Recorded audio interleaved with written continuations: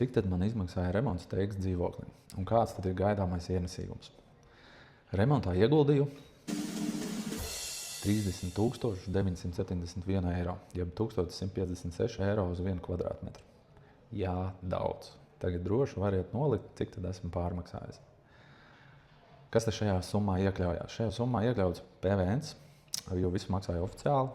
Tur iekļaujas arī mēbeles, virtuve un komunālajie maksājumi remonta laikā.